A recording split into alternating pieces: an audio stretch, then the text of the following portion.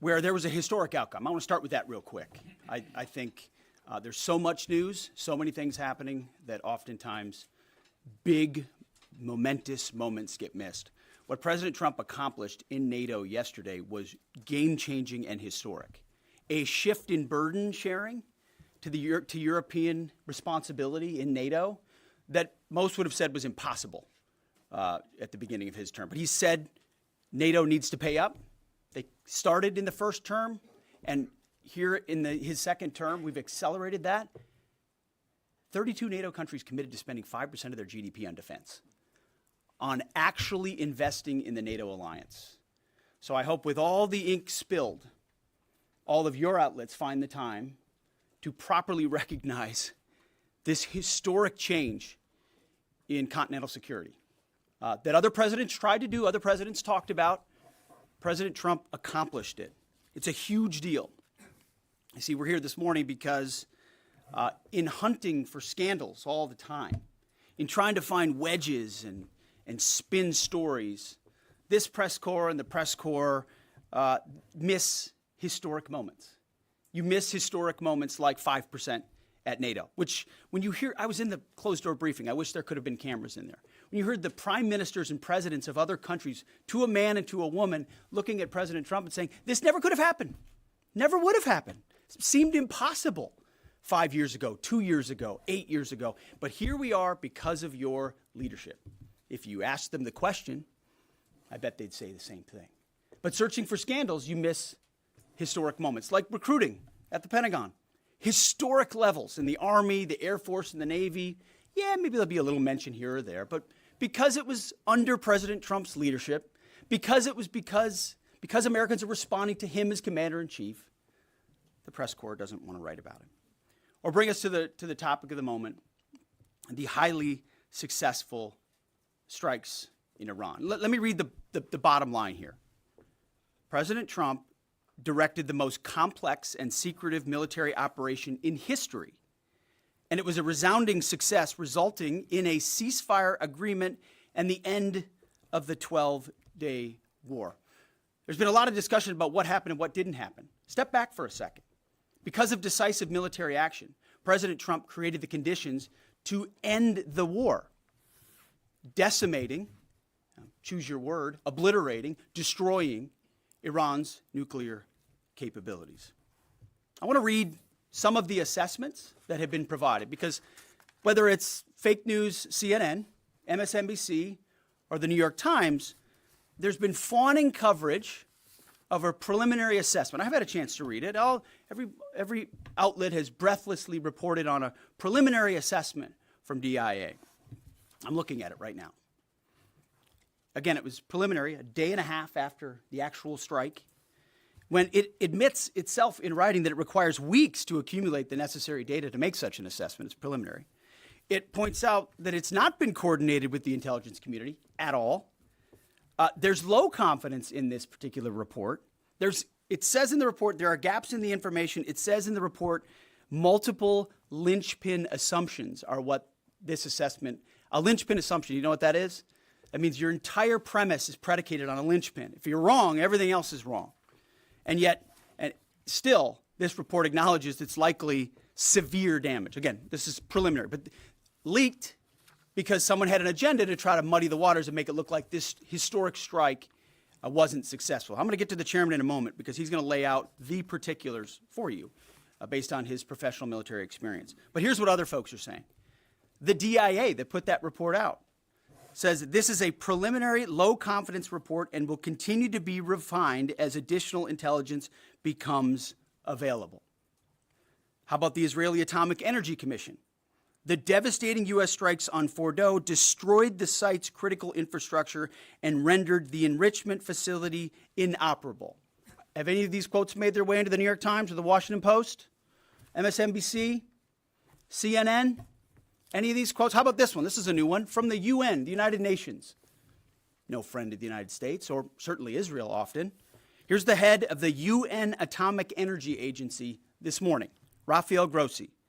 U.S. and Israeli strikes caused enormous damage to Iran's nuclear sites. Don't take my word for it. How about the IDF's chief of staff? I can say here that the assessment is that we significantly damaged the nuclear program, setting it back by years. I repeat, years.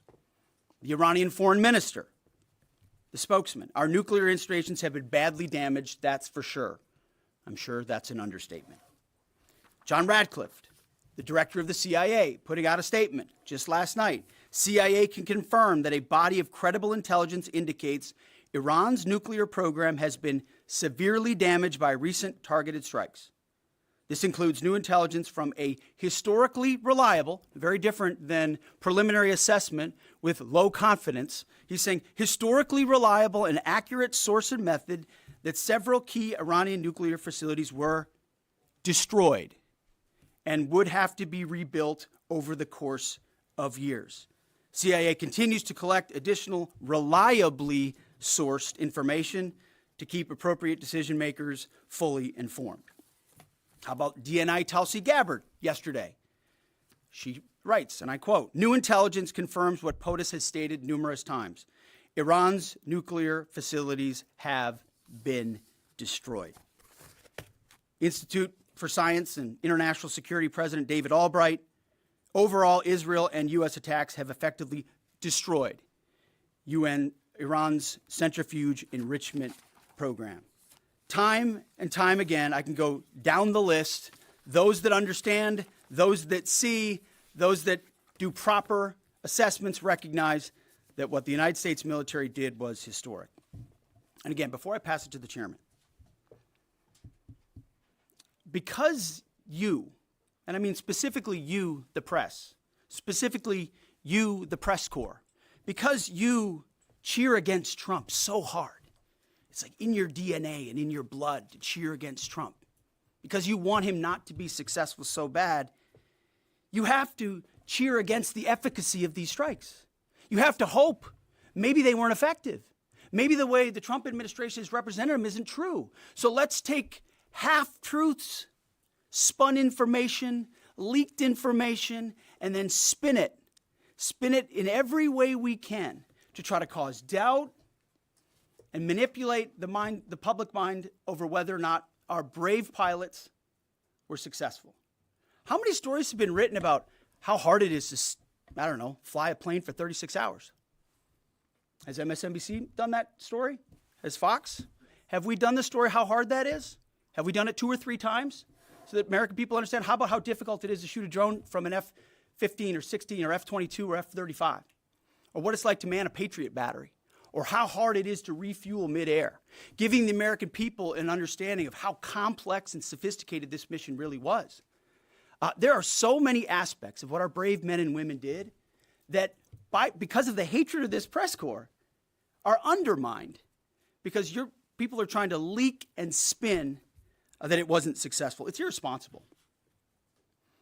And folks in this room are privy to that information because of the proximity here in the Pentagon. It's an important responsibility.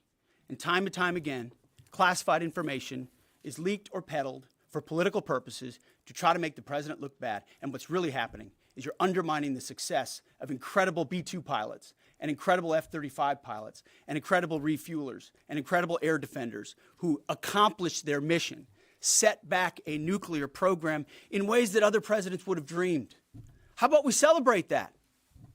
How about we talk about how special America is, that only we have these capabilities?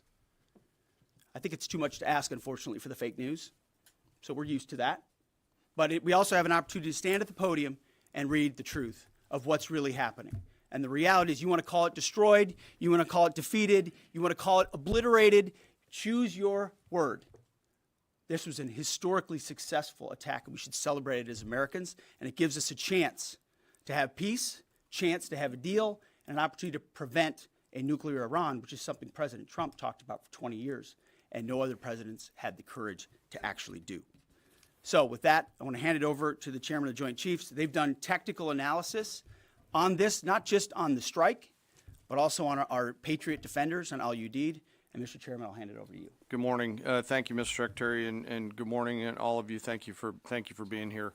As a follow-up to my comments on Sunday's press conference, I wanted to give you a few updates this morning on something I'm honored to do as a chairman, and that's a chance to get to talk about some of our service members and the incredible things that they do on behalf of our nation. And I apologize ahead of time for the length and the detail. Today I'm going to brief you on a couple things. First, I'm going to talk about our air defenders at Al Udeid in Qatar and their actions on Monday. Then I'm going to walk you through a little bit about the academics that went into the attack against Fordo, the massive ordnance penetrator weapon, and we're going to show a video that highlights the effects that weapon has. Of course, nobody was down inside the target, so we don't have video from the target. First, on Monday. As the President has stated, on Monday morning we began to receive indications and warnings that Iran intended to attack U.S. bases in the region. That morning, building on the work that CENTCOM Commander Eric Kurilla had done, and on the orders of the President, at Al Udeid Air Base in Qatar and around the region, we assumed a minimum force posture. Most folks had moved off the base to extend the security perimeter out away from what we assessed might be a target zone, except for a very few Army soldiers at Al Udeid.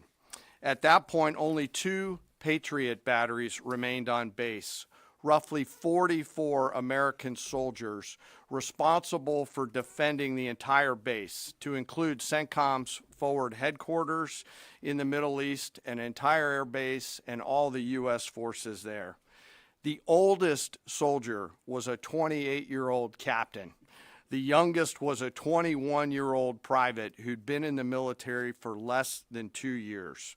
So let's put ourselves out there for a second. Imagine you're that young first lieutenant, you're 25 or 26 years old, and you've been assigned as the tactical director inside the command and control element. You, at that age, are the sole person responsible to defend this base. Listening next to you is your early warning operator whose job is to notify you of imminent attack. There's 5 people inside a vehicle and 5 people outside of a vehicle around these, a total of, as I said, 44. By the way, you've sat in the Middle East for years, deployed over and over again, extended multiple times, always being prepared, but unsure of when that particular day will come that you must execute your mission and not fail at doing it. In this case, these Patriot crews were deployed from Korea and Japan as part of our U.S. forces there to ensure that we had the most capable missiles in the CENTCOM area of responsibility. As the day continues, you start to hear more and more chatter in the information space about a pending attack. And as the sun starts to set in the west, you get orders from your higher headquarters to make sure that your missile batteries are pointed to the north. There are just a few other teammates. It's hot, you're getting nervous, and you expect an attack. Outside of those Patriot vehicles, your hot crew, which is 1 NCO and 4 additional soldiers, turns a key and relinquishes control of those missiles to that young lieutenant inside the vehicle, and you wait. You know that you're going to have approximately 2 minutes, 120 seconds to either succeed or fail. And then at approximately 12:30 p.m. on Monday, that's 7:30 p.m. in Qatar, as the sun sets in the west, Iran attacks. As the targets were detected, round after round of Patriot missiles are ejected from their canisters by an initial launch charge. Then the main solid rocket motor ignites. You can feel this in your body if you've ever been around a Patriot taking a shot. And round after round goes out and guides against those missiles coming inbound. We believe that this is the largest single Patriot engagement in U.S. military history. And we were joined in this engagement by the Qatari Patriot crews. I'm not going to tell you how many rounds were shot, but it was a bunch because of classified purposes. And we're aware that there's reports of something getting through. What we do know is there was a lot of metal flying around. Between attacking missiles being hit by Patriots, boosters from attacking missiles being hit by Patriots, the Patriots themselves flying around, and the debris from those Patriots hitting the ground, there was a lot of metal flying around. And yet our U.S. air defenders had only seconds to make complex decisions with strategic impact. These awesome humans, along with their Qatari brothers and sisters in arms, stood between a salvo of Iranian missiles and the safety of Al Udeid. They are the unsung heroes of the 21st century United States Army. And I know a lot of you have seen the videos online and the excitement as those Patriots departed their launchers and went up and guided. This really demonstrates the combat capability and capacity of our Army air defenders. Simply stated, they absolutely crushed it. If you'd flip this over, thanks. Let me next move to a walkthrough of the GBU-57 massive ordnance penetrator weapon and share a little bit about the planners who did this and their work on the weapon. First, let me set the stage for you. There's an organization in the U.S. called the Defense Threat Reduction Agency, DTRA. DTRA does a lot of things for our nation, but DTRA is the world's leading expert on deeply buried underground targets. In 2009, a Defense Threat Reduction Agency officer was brought into a vault at an undisclosed location and briefed on something going on in Iran. For security purposes, I'm not going to share his name. He was shown some photos and some highly classified intelligence of what looked like a major construction project in the mountains of Iran. He was tasked to study this facility, work with the intelligence community to understand it, and he was soon joined by an additional teammate. For more than 15 years, this officer and his teammate lived and breathed this single target, Fordow, a critical element of Iran's covert nuclear weapons program. He studied the geology. He watched the Iranians dig it out. He watched the construction, the weather, the discard material, the geology, the construction materials, where the materials came from. He looked at the vent shaft, the exhaust shaft, the electrical systems, the environmental control systems, every nook, every crater, every piece of equipment going in and every piece of equipment going out. They literally dreamed about this target at night when they slept.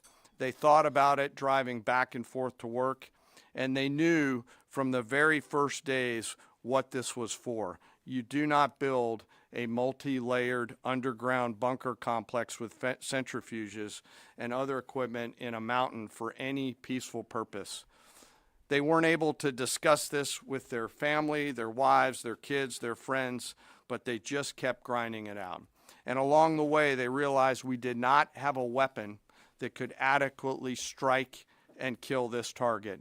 So they began a journey to work with industry and other tacticians to develop the GBU-57. They tested it over and over again, tried different options, tried more after that. They accomplished hundreds of test shots and dropped many full-scale weapons against extremely realistic targets for a single purpose: kill this target at the time and place of our nation's choosing. And then, on a day in June of 2025, more than 15 years after they started their life's work, the phone rang and the President of the United States ordered the B-2 force that you've supported to go strike and kill this target. Yesterday, I had the incredible honor and privilege of spending time with these two Defense Threat Reduction Agency officers who've given so much. One of them said, quote, "I can't even get my head around this. My heart is so filled with the pride of being a part of this team. I am so honored to be a part of this." To you both, thank you, and thank you to your families. Operation Midnight Hammer was the culmination of those 15 years of incredible work. The air crews, the tanker crews, the weapons crews that built the weapons, the load crews that loaded it. Before I run through this video today, I want to talk a little bit about weaponeering and what goes into an attack. Weaponeering is the science of evaluating a target. I mentioned all of those factors before that these two DTRA officers had thought about. Ultimately, weaponeering is determining the right weapon and fuse combination to achieve the desired effects and maximum destruction against a target. In the case of Fordo, the DTRA team understood with a high degree of confidence the elements of the target required to kill its functions, and the weapons were designed, planned, and delivered to ensure that they achieve the effects in the mission space. By the way, in the beginning of its development, we had so many PhDs working on the MOP program, doing modeling and simulation, that we were quietly and in a secret way the biggest users of supercomputer hours within the United States of America. So let me talk about the graphic a little bit. And the GBU-57, which all of you I know is a 30,000 pound weapon dropped only by the B-2. It's comprised of steel, explosive, and a fuse, programmed bespokely each weapon to achieve a particular effect inside the target. Each weapon had a unique desired impact angle, arrival, final heading, and a fuse setting. The fuse is effectively what tells the bomb when to function. A longer delay in a fuse, the deeper the weapon will penetrate and drive into the target. So on Fordo, in June of 2008, you can see these three holes. Depicted here is the main exhaust shaft with two additional ventilation shafts on either side. The United States decided to strike these two ventilation shafts, seen here on the main graphic, as the primary point of entry into the mission space.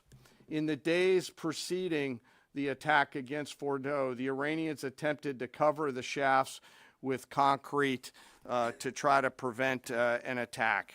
I won't share the specific dimensions of the concrete cap, but you should know that we know what the dimensions of those concrete caps were. The planners had to account for this. They accounted for everything. The cap was forcibly removed by the first weapon, and the main shaft was uncovered. Weapons 2, 3, 4, 5 were tasked to enter the main shaft, move down into the complex at greater than 1,000 feet per second, and explode in the mission space. Weapon number 6 was designed on each side, so there were 6 on each side. Weapons number 6 was designed as a flex weapon to allow us to cover if one of the preceding jets or one of the preceding weapons did not work. The video I'm about to show you is a culmination of over 15 years of development and testing. As I said, hundreds of test shots on various models. This is one weapon. So if you take a view of this as 5 additionals, you'll get a sense of what this looks like. Hopefully you can see it and there's not too much reflection. Tom runs our videos out there. We'll run it at full speed so you can see it and then go back through it. Go ahead, Tom.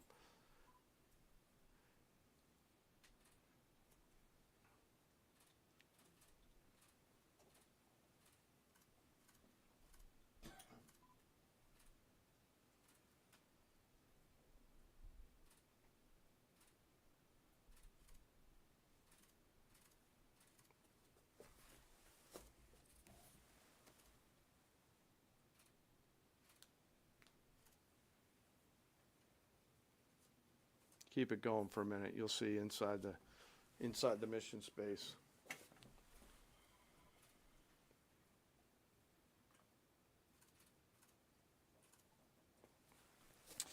Unlike a normal surface bomb, you won't see an impact crater because they're designed to deeply bury and then function. I know there's been a lot of questions about that.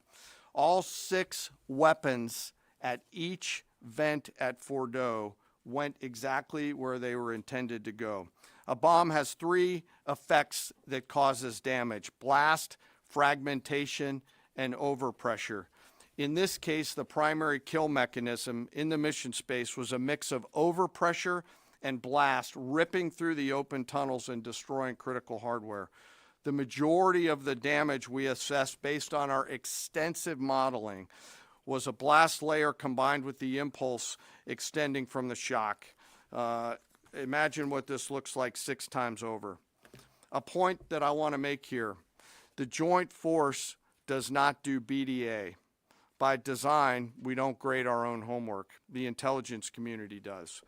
But here's what we know following the attacks and the strikes on Fordo. First, that the weapons were built, tested, and loaded properly. 2, the weapons were released on speed and on parameters. 3, the weapons all guided to their intended targets and to their intended aim points. 4, the weapons functioned as designed, meaning they exploded. And we know this through other means, intelligence means that we have, that were visibly, we were visibly able to see them. And we know that the trailing jets saw the first weapons function, and the pilots stated, quote, "This was the brightest explosion that I've ever seen. It literally looked like daylight." Let me now turn to the bomber crews themselves, give you a few details about them. The crews that attacked Fordo were from the active duty Air Force and the Missouri Air National Guard. The crews ranked from captain to colonel, and most were graduates of the Air Force Weapons School headquartered at Nellis Air Force Base in Nevada. I will state for the record that there is no beach volleyball or football at the Air Force Weapons School. They were male and female aviators on this mission. And a crew member told me when I talked to them on video the other day that this felt like the Super Bowl, the thousands of scientists, airmen, and maintainers all coming together. One last story about people. When the crews went to work on Friday, they kissed their loved ones goodbye, not knowing when or if they'd be home. Late on Saturday night, their families became aware of what was happening. And on Sunday, when those jets returned from Whiteman, their families were there. Flags flying and tears flowing. I have chills literally talking about this. The jets rejoined into a formation of 4 airplanes followed by a formation of 3 and came up overhead Whiteman proudly in the traffic pattern, pitching out to land right over the base and landing to the incredible cheers of their families who sacrifice and serve right alongside their family members. Like I said, there were a lot of flags and a lot of tears. One commander told me this is a moment in the lives of our families that they will never forget. That, my friends, is what America's Joint Force does. We think, we develop, we train, we rehearse, we test, we evaluate every single day. And when the call comes to deliver, we do so. I could not be more proud standing up here today of our Joint Force. I'm filled with gratitude that I get to tell their story. And as we stand here right now, our forces remain on a high state of readiness in the region, prepared to defend themselves.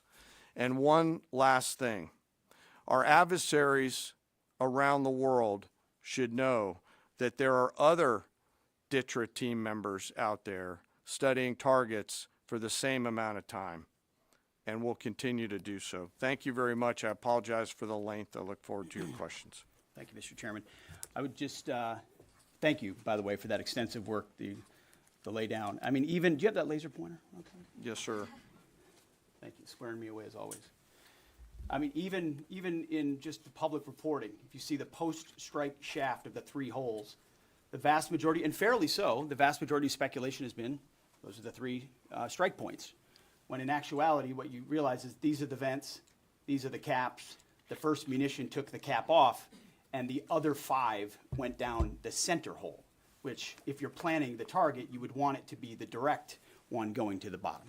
These are the types of things that go into the planning for a strike that the Pentagon would not expect the press corps, the American people, to initially understand. So laying this information out is helpful.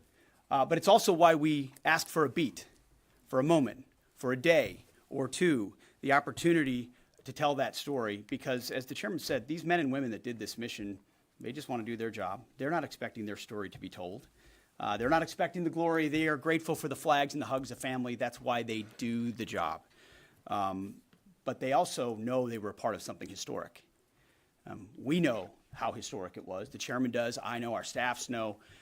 And so that's why we are, and the president of the United States knows. And that's why it's almost personal when we see the way in which leaks are used to try to disparage the outcome or muddy the waters about the impact of what happened without being responsible with information and allowing the professionals to assess and provide that information just like the chairman did. So thank you, Mr. Chairman, for that information. And we welcome a few additional questions. Yes, sir. General, on Sunday you said final battle damage will take some time. And you also said, I think BDA is still pending, and it would be way too early for me to comment on what may or may not still be there at the nuclear facility. So that was just over 3 days ago. So what has changed? Would you use the term obliterated as well?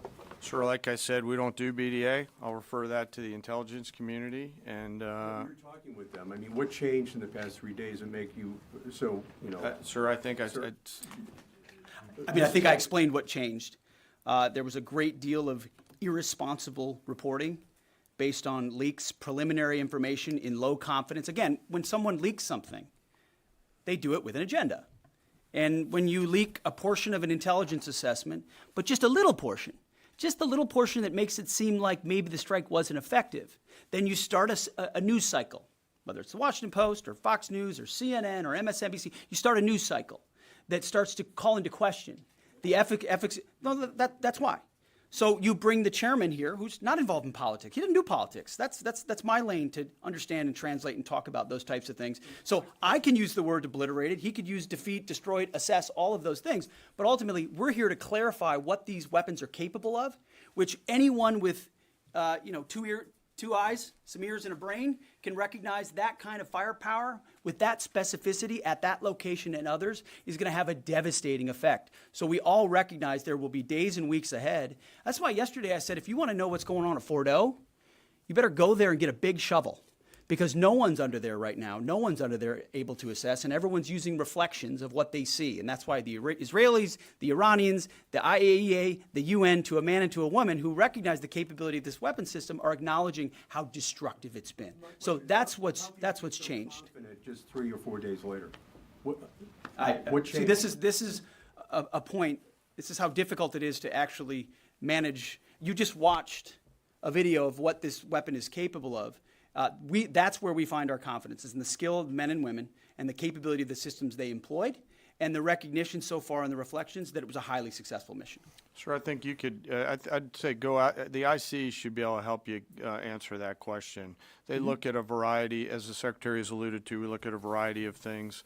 I don't do that, they do. All different sources of intel, which I'd refer you to them to get clarity on the end state. So again, I go back to the IC, whether it's Director Radcliffe or ODNI Gabbard. I read the statements at the beginning. They're the ones aggregating the intelligence, and they're saying nuclear facilities were destroyed and would have to be rebuilt over a number of years. Facilities were destroyed. What do we got right here? Sir, you cited a body of credible intelligence to suggest that the damage at Fort O and other places. What is that referring to, and when can we see it? I was reading from the CIA director's statement, which came out last night. CIA, again, they do the BDA, they do the assessment. CIA can confirm that a body of credible intelligence indicates, it also goes on to say, new intelligence from historically reliable and accurate sources and methods. Now, you can imagine, the CIA director is going to be very careful about how he articulates things of that sensitivity. Classified, secret, top secret, compartmentalized. He's going to know things that you're not going to know, that the press isn't going to know, and he's reflecting that the sources he's seeing are highly credible. They've given credible intelligence. They or those processes have given credible intelligence in the past, and that's what he's basing it on. Don't you think we need to see that? Do you have a top secret clearance, sir? Eventually, Okay. the American public wants to see sir. it. Yes. Yeah, you. I wanted to ask briefly just. No, not you. Checkered shirt. Oh, so Mike Glenn with the Washington Times. Yes, sir. Thanks, sir. Anybody who's ever read a Battalion S2 report after a fight knows that it's usually, the initial report is usually wrong, sometimes grossly so. Has what happened in this incident caused y'all to sort of rethink the intelligence process or the dissemination, or do you think it's just a matter, I mean, if the process itself doesn't require any more adjustment? Well, I can tell you what the chairman told me in the Situation Room and reminded us all, which is alongside what you just said, sir, is that the first reports are almost always wrong. They're almost always incomplete, right? Anything, whether it's a squad level operation or a strategic level operation, the initial reflections you get are coming at you at a high rate of speed from a lot of different sources. So your job is to step back and assess them. And that's why we're urging caution about premising entire stories on biased leaks to biased publications trying to make something look bad. How about we take a beat, recognize first the success of our warriors, hold them up, tell their stories, celebrate that, wave an American flag, be proud of what we accomplished. And in the meantime, I can assure you, the chairman and his staff, the intelligence community, our staff and others are doing all the assessments necessary to make sure that mission was indeed successful. Yes, right there. Sir, thank you, Mr. Secretary. Iran has recognized that their nuclear program was indeed severely damaged, but they also said that the U.S. strikes only strengthened their ability and their determination to complete their nuclear program. How do you respond to that, sir? Is that a provocation from Iran? Well, I would say Iran's going to have to say a lot of things right now in order to bolster their image, especially internally. You know, in the media, there's a lot of things they'll say for domestic consumption. But we're watching very closely what they do. Again, that's the intel community. Our job as the chairman, the chairman laid it out so beautifully. Our job is to be prepared. And how proud are you? How proud am I? I didn't know the full story of those men and women 15 years ago who've been pointing at that target. That makes me proud to be an American. That's an awesome story. I hope we can tell more aspects of that in an unclassified way in the future. That's a great thing to know. Our job is to be prepared when the commander-in-chief calls based on those assessments. So, of course, our IC, the Intelligence Committee, will keep watching what Iran does and pay attention to that. But the president has created the contours, the opportunity for a deal, for peace, in something that the world said was intractable, that wasn't possible. And we got that peace, that ceasefire, that option, because of strength, because of his willingness to use American military might that no one else on the planet can do with the kind of planners and operators that the chairman just laid out. Yes, sir. Right there. Yep. Yes, sir. Just a quick question. There's public imagery available saying that highly enriched uranium was moved out of Fordo before the strikes. Is that accurate? Have you seen that? And Mr. Chairman, a question for you.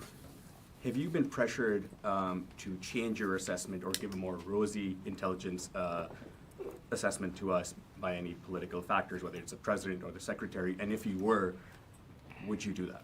Yeah, well, that one's easy. No. No, I have not, and no, I would not. My job as the chairman is to offer a range of options to the president and the National Command Authority to deliver the risks associated with each of those, and then take the orders of the National Command Authority and go execute them. I've never been pressured by the president or the secretary to do anything other than tell them exactly what I'm thinking, and that's exactly what I've done. And the highly enriched uranium? There's nothing that I've seen that suggests that we didn't hit exactly what we wanted to hit in those locations. That's not the question, though. It's about highly enriched uranium. Do you have certainty that all the highly enriched uranium was inside the Fordo mountain, or some of it, because there were satellite photos that showed more than a dozen trucks there 2 days in advance? Are you certain none of that highly enriched uranium was moved? Of course, we're watching every single aspect, but Jennifer, you've been about the worst, the one who misrepresents the most intentionally what the president says. I'm familiar. I was the first to report about the ventilation shafts on Saturday night, and in fact, I was the first to describe the B-2 bombers, the refueling, the entire mission with great accuracy. So I take issue with that. I appreciate you acknowledging that this was the first the most successful mission based on operational security that this department has done since you've been here, and I appreciate that. So Absolutely. we're looking at all aspects of intelligence and making sure we have a sense of what was where. Why not acknowledge the female pilots that also participated in this mission? The early messages that you sent out only congratulated the boys. So when I say something like our boys and bombers, see, this is the kind of thing the press does, right? Of course, the chairman mentioned a female bomber pilot. That's fantastic. She's fantastic. She's a hero. I want more female bomber pilots. I hope the men and women of our country sign up to do such brave and audacious things.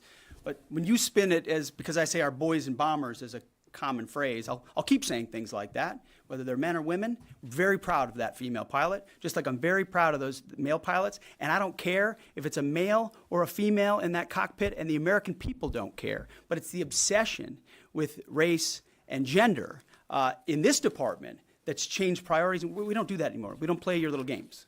Yes, Do you right know there. for certain that the uranium was removed from the facility before the B-2 struck? So I'm not aware of any intelligence that I've reviewed that says things were not where they were supposed to be, moved or otherwise. Yes. Kelly Meyer with News Nation, and just off the top, want to say we're grateful for the service of these pilots and everybody that serves. I wanted to ask you, the CIA statement said, when possible, they will provide updates and information to the public for transparency, and I believe that's what we're looking for here. Do you commit to share the Defense Intelligence Agency report when it is ready, so the American people can understand more about the intelligence assessment? Well, actually, the report that was discussed, this preliminary report, was what's called a restrike report. So it comes to us to give us an assessment whether a target would need to be restruck, right? That's the reason why. So it's based on internal feedback loop that we're supposed to have access to. Unfortunately, someone took advantage of that. But whatever is supposed to be made public will be, but whatever has to stay sensitive Sir, will be can as I well. just jump in? You know, one of the things that I'm trying to do through this journey that we're on together, of course, transparency, but also the requirement to really protect these capabilities. I guess the time's up. So there's a balance in there, right? We do need to preserve options should the nation and the joint force be tasked to go do something again. So I'm confident we'll find the middle ground, but there are some things that if asked, I'd want to not release related to. So we're going to leave it right there. I want to thank the heroism of our men and women in the military. What they accomplished is truly historic, setting back the Iranian nuclear program untold number of years. It was a devastating attack. We appreciate you covering it. Thank you very much, Mr. Chairman. Thank you. Talk a little bit more about your role, sir. You can close.